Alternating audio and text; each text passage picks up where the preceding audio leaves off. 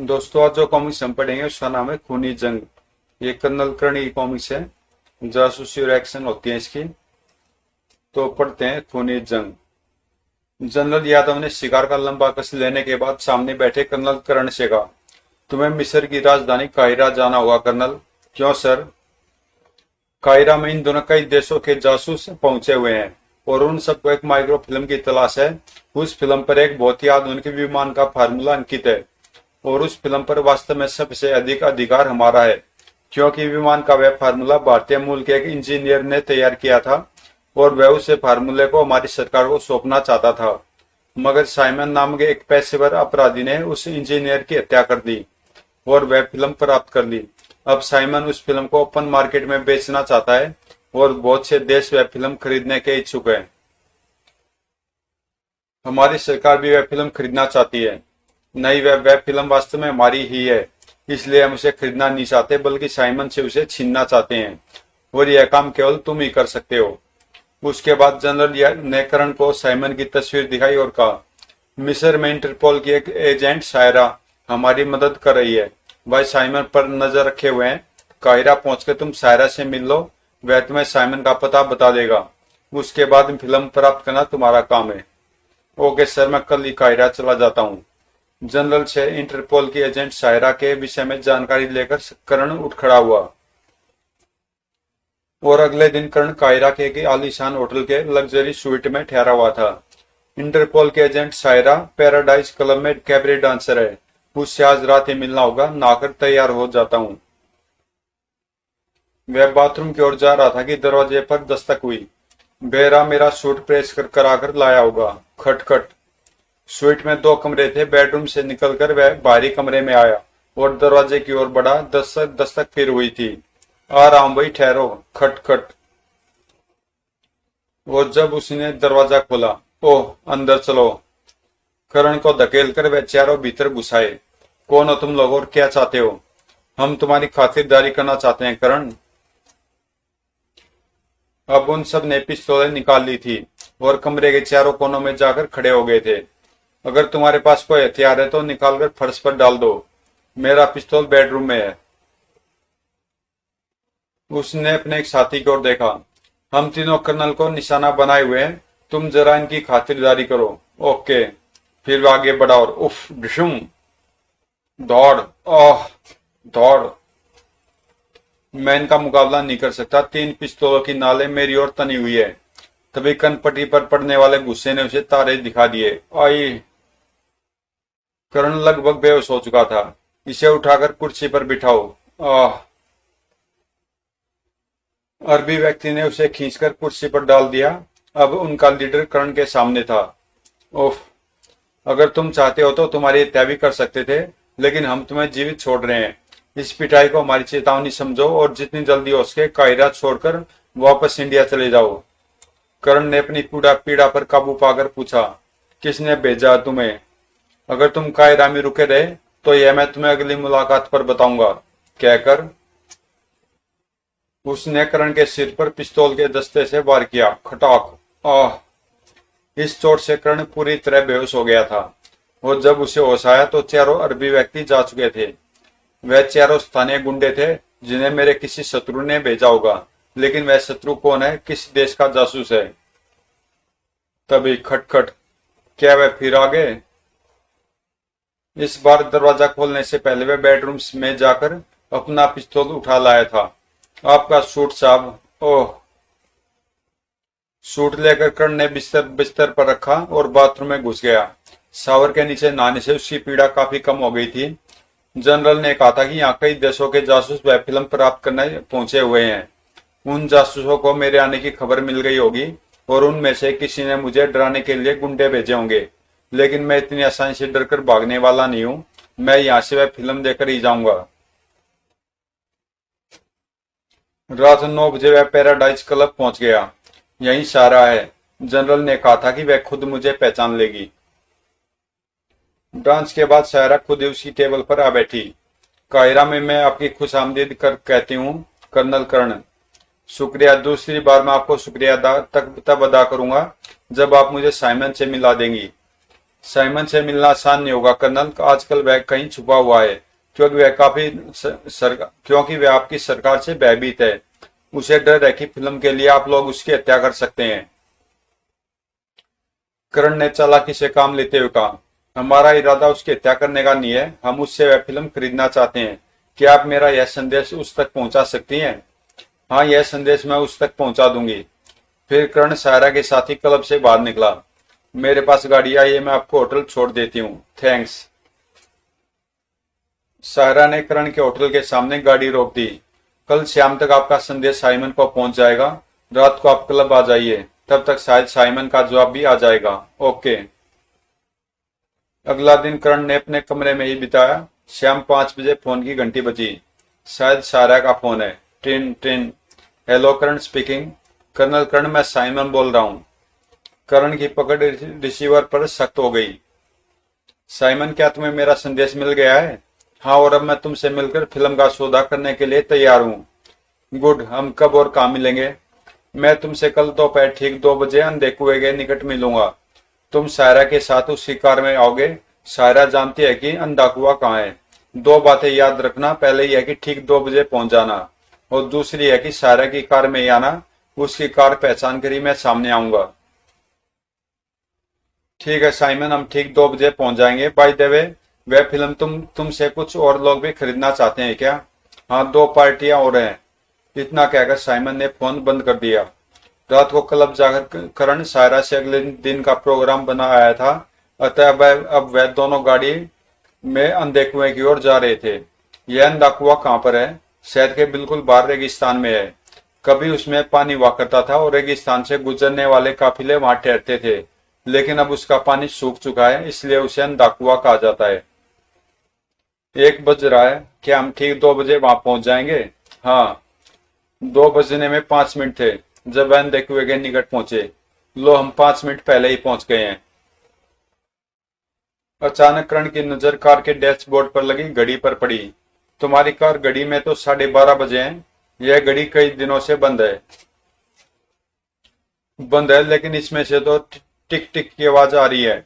लेकिन यह तो बंद थी, टिक टिक। अचानक करण ने ड्राइविंग सीट का दरवाजा खोला और चीखा, बाहर निकलो। ओफ। फिर वह भी कार से बाहर निकला। सायरा, उठो और जल्द से जल्द कार से दूर चलो। क्यों? सवाल मत पूछो, तेज भागो यहाँ से दूर। ओफ। कुएं की ओट में आकर वह रुक गए। यह सब क्या कर्नल, आप इस तरह क्यों भाग आए हैं? अपनी गाड़ी को देखती रहो, अभी पता चल जाएगा।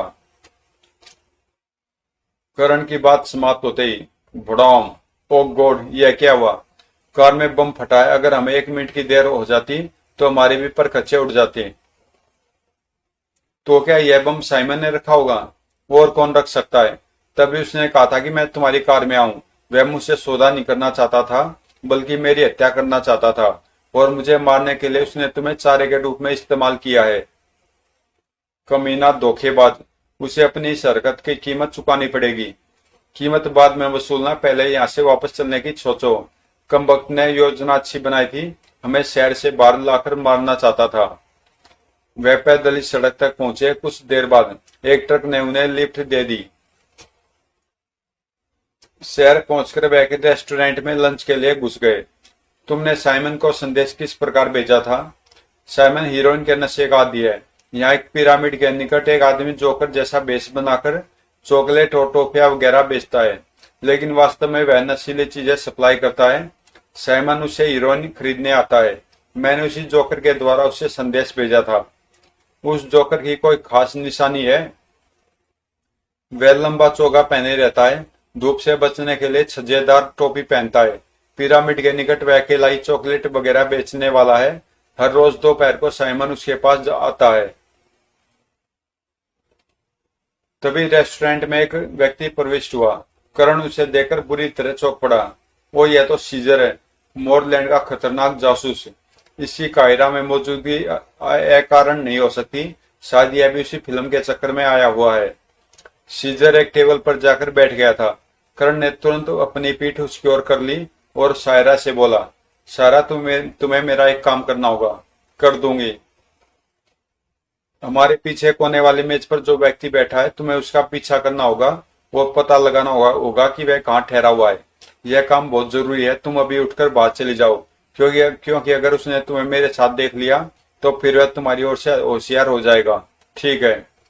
फिर सायरा तुरंत उठकर बाहर चली गई। करण वहीं बैठा रहा। सीजर ने खाना खाया, फिर वह भी उठकर बाहर चला गया। सीजर ने मुझे नहीं देखा, वरना वह भी जरूर चौंकता। खैर, सायरा उसका ठिकाना पता कर लेगी, फिर मैं उससे निपट लूंगा। उसके बाद करण अपने होटल वापस आ गया। श्याम को सायरा का फोन आया। मैंने उस व्यक्ति के ठिकाने का पता चला लिया कर्नल। गुड। कहाँ ठहरा वह? सायरा ने उसे सीजर का पता बता दिया। सीजर से तुरंत मिलने का करण का कोई इरादा नहीं था। अगले दिन दोपहर को वह पिरामिड देखने पहुंचा, जहां साइमन ड्रेक्स खरीदने आता था। चॉकलेट बेचने वाले जोकर को ढूंढना है। कुछ ही देर में उसे जोकर नजर आ गया। यही है, चॉकलेट टॉफी। करण टहलता हुआ उसके निकट पहुंचा। मुझे साइमन ने भेजा है, डोज चाहिए। साइमन खुद क्यों नहीं आया? उसके पीछे कुछ दुश्मन लगे हुए हैं, इसलिए वह नहीं आ सका। अच्छा, उधर खंडर में चलो। जोकर उसे खंडर की दीवार के पीछे ले आया। पहले माल की कीमत निकालो। अच्छा। करण ने जेब में हाथ डाला और अगले ही क्षण धड़ाक। ओह। फिर उसने फुर्ती के साथ जोकर का चोगा उतारकर खुद पहन लिया और जेब से रंग निकालकर मुंह पर पोत लिया। फिर जोकर के हाथ पांव बांधकर और मुंह पर टेप लगाकर उसे एक पत्थर की ओट में लिटा दिया। अब जोकर के मेकअप में करण चॉकलेट बेच रहा था। चॉकलेट टॉफियां। उसे साइमन की अधिक प्रतीक्षा नहीं करनी पड़ी। आ गया। करण ने टोपी को अपने चेहरे पर काफी झुका लिया था, ताकि साइमन चेहरा न देख सके। मुझे एक हफ्ते का कोटा चाहिए, अब मैं रोज नहीं आ सकता। अच्छा, कहकर अचानक करण ने अपना रिवॉल्वर निकाल लिया। इस रिवॉल्वर पर साइलेंसर लगा हुआ है। साइमन, हिलने की कोशिश मत करना। कौन हो तुम? कर्नल करण। चुपचाप खंडर की ओर चलो, वरना गोली मार दूंगा। साइमन विवश था, इसलिए आगे चल दिया। खंडर में पहुंचकर, तुमने मेरी हत्या करने की कोशिश की थी साइमन, लेकिन मैं तुम्हें क्षमा कर सकता हूं अगर वह फिल्म तुम मुझे दे दो। वह फिल्म अब मेरे पास नहीं है। तुम झूठ बोल रहे हो। मैं सच कह रहा हूं, वह फिल्म मैंने सीजर को बेच दी है। सीजर मोरलैंड का एजेंट है। सीजर इस वक्त कहाँ है? वेरा। और कर्ण धोखे में आ गया। दौड़। किधर? ओह। फिर साइमन का गुस्सा उसके मुंह पर पड़ा। ठाक। आह। अगले क्षण साइमन भाग खड़ा हुआ। साइमन, ठहरो। लेकिन साइमन रुका नहीं था। साइमन के हाथ से निकल जाने का करण को बहुत अफसोस था। वह वापस होटल आ गया। अगर उसने फिल्म सचमुच सीजर को बेच दी है, तो अब मुझे सीजर से निपटना होगा। और जैसे वह कमरे में प्रविष्ट हुआ, आइए कर्नल करण, मैं आपके कमरे में आपका स्वागत करता हूँ। मिसाइल, इजराइल का खतरनाक जासूस मेरे कमरे में? मैंने तुम्हें पहचान लिया इजराइल। मिसाइल, हैरत है, इजराइल का एक खतरनाक जासूस मेरे कमरे में क्या कर रहा है? मैं तुमसे दोस्ती करने आया हूँ कर्नल करण, लेकिन पहले मैं तुम्हारी जेब से हथियार निकालना पसंद करूंगा। मिसाइल ने अपने एक साथी को इशारा किया। उसने आगे बढ़कर करण की जेब से पिस्तौल निकाल ली। अब कर्नल को कुर्सी पर बैठाकर रस्सी से बांध दो। कुछ क्षण बाद कर्ण अपने कमरे में कुर्सी से बंधा बैठा था। दोस्ती करने का यह कौन सा तरीका मिसाइल? सॉरी कर्नल, मैं तुम्हारी फुर्ती से परिचित हूँ, इसलिए तुम्हें बांधना जरूरी था। बाय द वे, क्या तुम साइमन से वेब माइक्रो फिल्म ले आए हो? तो यह भी उसी फिल्म के चक्कर में है। कौन सी फिल्म? मजाक न करो कर्नल, मैं जानता हूँ कि तुम साइमन से मिलकर आ रहे हो। क्या तुमने उसकी हत्या कर दी है? करण ने उसके चेहरे पर नजरें जमा दी। मिसाइल, इससे पहले भी तुम अपने 4 गुंडे भेजकर मुझे धमका चुके हो, लेकिन यह क्या कह रहे हो कर्नल? मैंने तो कोई गुंडा नहीं भेजा। इतना तो मैं जानता ही हूँ कि तुम साधारण गुंडों के काबू में आने वाले चीज नहीं हो। खैर, मुझे वह फिल्म चाहिए। मेरे पास कोई फिल्म नहीं है। जरा कर्नल की अकल ठिकाने लगाओ, मिसाइल ने अपने साथियों से कहा। और उन दोनों ने करण की पिटाई शुरू कर दी। तोड़ और झुम ठाक। फिल्म कहाँ कर्नल? मेरे पास नहीं है। ठॉक। आह। करण, मुझे वह फिल्म चाहिए। उससे प्राप्त करने के लिए मैं तुम्हारी जान भी ले सकता हूँ। अगर मेरी जान लेकर तुम्हें फिल्म मिल सकती है तो जरूर ले लो। यानी तुम्हारे पास वह फिल्म नहीं है। मैं कसम खाकर कहता हूँ कि मेरे पास कोई फिल्म नहीं है, और मैं यह भी कसम खाकर कहता हूँ कि तुमसे अपनी इस दुर्गति का बदला जरूर लूंगा missile. I am sorry colonel, मुझे तुमसे कोई जाति दुश्मनी नहीं है। हम दोनों ही अपने अपने देश के सीक्रेट एजेंट हैं, और सीक्रेट एजेंट की मजबूरी तुम समझ ही सकते हो। खैर, अगर तुम्हारे पास वह फिल्म नहीं है तो मैं अपने व्यवहार की क्षमा चाहता हूँ, तो मुझे तुरंत खोल दो। मिसाइल ने अपने साथी को कुछ इशारा किया। अगले पल धौड़। आह! इस बार कर्ण बेहोश हो गया था, और जब उसे होश आया, ओ वह मुझे बिस्तर पर लिटाकर चले गए हैं। मिसाइल ने मुझे जीवित छोड़ दिया, यह हैरानी की बात है। इजरायली जासूस तो मेरे खून के पैसे हैं। उसके चेहरे और बदन में सख्त पीड़ा थी, इसलिए बाथरूम में जाकर वह गर्म पानी के टब में लेट गया। मेरे अतिरिक्त सीजर और मिसाइल भी उस फिल्म के चक्कर में है, और साइमन का कहना कि उसने फिल्म सीजर को बेच दी है। अब सीजर से मिलने का समय आ गया है। रात 10 बजे वह उस होटल में पहुंचा जहां सीजर ठहरा हुआ था। सायरा ने बताया था कि वह रूम नंबर 305 में ठहरा हुआ है। रूम नंबर 305 सीढ़ियों के बिल्कुल सामने था। करण ने दस्तक देने के लिए हाथ उठाया ही था कि कमरे से आती आवाज को सुनकर रुक गया। करण अभी तक यही है, उसने हमारी चेतावनी पर ध्यान नहीं दिया, इसलिए उसे खत्म कर दो। लेकिन दोबारा उसके होटल जाने में खतरा है, अब वह होशियार हो चुका होगा। तो जब वह होटल से बाहर निकले तब उसे गोली मार दो। वो तो वह 4 गुंडे सीजर ने भेजे थे।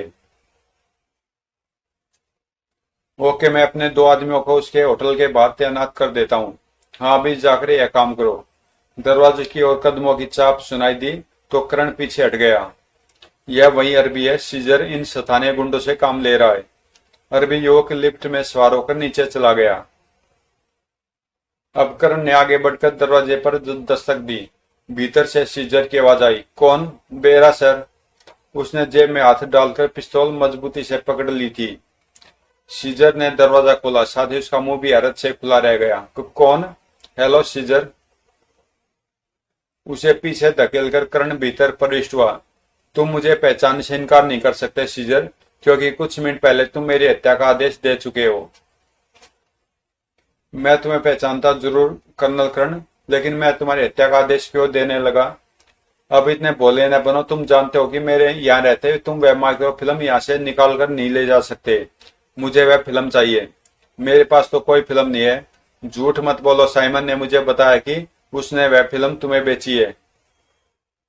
ओह, तो तुम साइमन से मिल चुके हो? फिर तो तुम्हें सच्चाई बतानी होगी। मेज पर से वह लिफाफा उठाकर देखो। एक क्षण के लिए करण की नजरें मेज की ओर उठ गई थी, और इतना मौका सीजर जैसे चालाक दुश्मन के लिए काफी था। ओह ठॉक! अब 2 मार्थी एक दूसरे के सामने थे। दोनों ही जानते थे कि अब उनमें से केवल एक को जीवित रहना है। दौड़ ठॉक! मौका पाकर सीजर ने भारी एश ट्रे उठाकर मारी। शू! कर्ण ने जवाबी हमला किया। ठॉक! ओह! फिर उसकी बूट की ठोकर सीजर के मुंह पर पड़ी। कड़ाक! आई! कर्ण ने उसकी गर्दन पर पांव रख दिया। सीजर, तुम जानते हो हमारे पेशे में दुश्मन पर दया करना नहीं सिखाया जाता। तुम खुद मेरे हत्या के आदेश दे चुके हो, इसलिए मैं तुम्हारी गर्दन तोड़ने में जरा भी संकोच नहीं करूंगा। गुर्र! नहीं करण, प्लीज मुझे छोड़ दो। माइक्रो फिल्म मुझे दे दो, मैं तुम्हें छोड़ दूंगा। मेरे पास फिल्म नहीं है, मैं कसम खाता हूँ। फिर फिल्म कहाँ है? साइमन के पास। मैंने उसे फिल्म का सौदा किया है, लेकिन अभी रुपये का प्रबंध नहीं कर सका हूँ। साइमन कहा, मुझे उसका पता बताओ। सीजर ने उत्तर न दिया तो करण ने पांव का दबाव बढ़ाया। तो साइमन का पता बताओ। आई नहीं, प्लीज। वह शहर से बाहर एक होटल में ठहरा हुआ है। पूरा पता बताओ। सीजर ने उस पूरा पता बता दिया। सीजर जैसे खतरनाक दुश्मन को जीवित छोड़ना खतरनाक था, इसलिए। सॉरी सीजर, अगर मेरी जगह तुम होते तो तुम भी यही करते। कड़ाक! आह! पांव के दबाव से उसकी गर्दन की हड्डी टूट गई थी। 11 बजे करण सायरा के फ्लैट पर पहुंचा। आप इस वक्त? साइमन का पता चल गया सायरा, हम आज ही उससे जाकर मिलेंगे। सायरा ने दूसरी कार का प्रबंध कर लिया था, इसलिए करण उसके पास आया था। आधे घंटे बाद करण और सायरा उस होटल के सामने गाड़ी से उतरे जिसके एक कमरे में साइमन ठहरा हुआ था। वह रूम नंबर 36 में है। आज मैं उसे जिंदा नहीं छोड़ूंगा। करण दीवार से उठ लगकर खड़ा हो गया और सायरा ने दरवाजे पर दस्तक दी। खट खट। कुछ ही क्षण बाद साइमन ने दरवाजा खोला। सायरा तुम? हाँ, मैं तुमसे जरूरी बात करने आई हूँ। लेकिन अंदर चलो साइमन। साइमन का कुछ कहने से पहले करण सामने आ गया। पिस्तौल के सामने साइमन विवश था। करण और सायरा कमरे में घुस आए। तुम्हें मेरा पता किसने बताया? सीजर ने। और उसने यह भी बताया कि अभी वह फिल्म तुम्हारे पास है। फिल्म मेरे पास नहीं है। तुझे वह फिल्म देनी होगी कमीने। तूने मुझे तो बी बम से उड़ा देना चाहा था। मैं तुझे जान से मार दूंगी। कहते हुए सायरा आगे बढ़ी और करण तथा साइमन के बीच आ गई। सायरा सामने से हटो। लेकिन इतनी देर में साइमन को जेब से पिस्तौल निकालने का मौका मिल गया था और उसने लपक कर सायरा को पकड़ लिया। अगर तुमने गोली चलाई तो पहले सायरा मरेगी करण। आह। सायरा को छोड़ दो साइमन। मैं तुमसे उस फिल्म का सौदा करने को तैयार हूँ। मुझे तुमसे कोई सौदा नहीं करना है। मैं यहाँ से जा रहा हूँ। अगर तुमने मुझे रोकने की कोशिश की तो सायरा को गोली मार दूंगा। कहकर वह सायरा को ढाल बनाए दरवाजे की ओर बढ़ा। ठहर जाओ साइमन। दरवाजे के पास पहुंचकर अचानक साइमन ने सायरा को धक्का दिया। उफ आई। फिर वह दरवाजा खोलकर बाहर निकल गया। करण संभल कर उठा और दरवाजे की ओर दौड़ा। मैं उसके पीछे जा रहा हूँ सायरा, तुम यहीं ठहरना। वह दौड़ता हुआ मोटर से बाहर आया। ओह, वह गाड़ी में भाग रहा है। करण दौड़कर सायरा ही कार में सवार हुआ और साइमन के पीछे चल दिया। अगर वह आज हाथ से निकल गया तो उसे पकड़ना संभव नहीं होगा। भाग्य शायद करण का साथ दे रहा था कि एक मोड़ पर साइमन की गाड़ी उलट गई। ओह, उसकी कार पलट गई है। धड़ाम। गाड़ी उलट कर दूर तक सड़क पर फिसलती चली गई थी। अगर वह मर गया तो फिल्म का पता नहीं चल सकेगा। करण दौड़कर उल्टी हुई गाड़ी के निकट पहुंचा और साइमन को बाहर खींचा। यह बुरी तरह घायल है। साइमन, साइमन, होश में आओ। कर्नल, मुझे बचा लो। मैं मरना नहीं चाहता। मैं तुम्हें बचा लूंगा साइमन। तुम मुझे फिल्म का पता बता दो। बदले में मैं तुम्हें अस्पताल पहुंचा दूंगा। वहां तुम्हें बचा लिया जाएगा। वह फिल्म। हाँ हाँ, बोलो साइमन। वह फिल्म तुम्हारी जान से अधिक कीमती नहीं है। फिल्म का पता बताकर अपनी जान बचाओ। कर्नल, वह फिल्म मैंने यहाँ के प्राचीन राजाओं के कब्रिस्तान में छुपा रखी है। कब्रिस्तान में शहंशाह मगती पान की कब्र पर लगे पत्थर के नीचे वह फिल्म। आह। इतना कहकर उसे खांसी आई। फिर उसी आत्मा ने उसे शरीर का साथ छोड़ दिया। राजाओं का कब्रिस्तान, शहंशाह मरगती पान की कब्र। अगली सुबह वह सारा को साथ लेकर राजाओं के कब्रिस्तान में पहुंचा। हम यहाँ कब्रिस्तान में क्यों आए हैं? वह फिल्म हमें यहीं मिलेगी। तुम यहाँ बेंच पर बैठो और सायरा, मैं वह फिल्म लेकर आता हूँ। जल्दी आना। जब वह शहंशाह मरनीत पान की कब्र की ओर जा रहा था, साहब यह किताब देखे, इसमें प्राचीन मिस्र का पूरा इतिहास है। करण ने उसे किताब खरीद ली और वहां की करेंसी का एक नोट उसे दे दिया। बाकी पैसे भी तुम ही रख लो। शुक्रिया साहब। फिर वह शहंशाह मरनीत पान की कब्र पर पहुंचा। कब्र के सिराने लगे हुए पत्थर के नीचे एक गड्ढा था और उसमें प्लास्टिक की एक डिबिया रखी थी। साइमन ने सच बोला था, यह फिल्म की ही डिबिया है। फिल्म की डिबिया जेब में रखकर वह सायरा के पास पहुंचा। फिल्म मिली? हाँ, चलो वापस चलते हैं। सायरा की कार एक सुनसान स्थान पर खड़ी थी। वह कार के निकट पहुंचे तभी, हेलो कर्नल। मिसाइल तुम? यस कर्नल डियर, लाओ वह फिल्म मुझे दे दो। इसी दिन के लिए तो मैंने तुम्हें जीवित छोड़ा था। मैं जानता था कि केवल तुम ही वह फिल्म प्राप्त कर सकते हो, मगर वह फिल्म मुझे नहीं मिली। मैं तो यहाँ सायरा के साथ घूमने आया था। क्या यह सच कह रहा सायरा? अचानक सायरा ने अपने पर्स से पिस्तौल निकाली। वह फिल्म मिसाइल को दे दो कर्नल। सायरा। करण हैरत से सायरा को देख रहा था। हा हा हा, बहुत हैरान हो कर्नल। सायरा शुरू से हमारे लिए काम कर रही है। यह डबल एजेंट है। हमारे कहने पर इसने तुम्हारे चीफ को सूचना भेजी थी कि यह साइमन को तुमसे मिला सकती है। साइमन हमसे सौदा करने के लिए तैयार नहीं था, इसलिए हमने यही उचित समझा कि किसी भारतीय एजेंट को उसके पीछे लगा दिया जाए और जब वह साइमन से फिल्म प्राप्त कर ले तो हम उससे वह फिल्म छीन ले। लाओ अब वह फिल्म मुझे दे दो। करण व्यवस्था, इसलिए उसने जेब से फिल्म की डिबिया निकालकर मिसाइल की ओर उछाल दी। ये लो, थैंक्स कर्नल।